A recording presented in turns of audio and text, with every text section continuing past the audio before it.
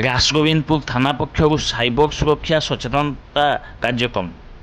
मयूरभंज जिला रासगोविंदपुर थाना police पक्षर cyber सुरक्षा सचेतनता कार्यक्रम बड़ामपुर पंचायत आरंभ हो जाइए। रासगोविंदपुर थाना आईआईसी सुकांती कोरेई प्रत्येक तत्वावधान तथा पौरोहित बड़ामपुर पंचायत कार्यालय परिसर में उक्त कार्यक्रम अनुष्ठित होता।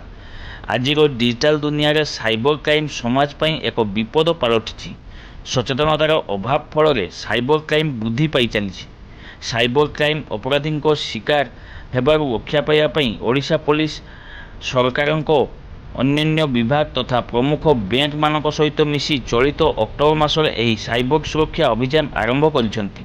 सर्वदा शक्तिशाली पासवर्डर व्यवहार एवं उक्त पासवर्ड काहारी को प्रकाश न करिबा, इंटरनेट रे व्यक्तिगत सूचना और फोटो शेयर करने समय सतर्क अवलंबन करने, अजणा व्यक्ति को ठिकाना, परिचय प्रमाण विवरणी, अकाउंट नंबर, एटीएम कार्ड विवरणी न देवा, ऑनलाइन माध्यम रे बंधु होइतिबा कौनसी व्यक्ति को साक्षात न करवा इत्यादि बाबद उपस्थित जनसाधारण को सचेतन कराइथिले श्रीमती कोरेई।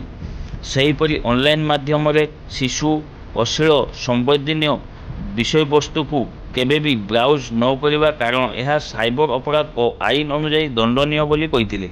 तेबे कौनसी व्यक्ति जदि साइबर ठकामी शिकार होती 1930 नंबर को डायल करी रिपोर्ट दाखल करने परामर्श देते श्रीमती कोरेई।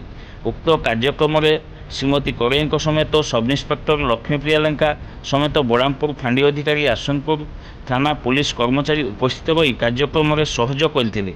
कार्यक्रम पर एक सचेतनता रैली पंचायत परिसर में करा।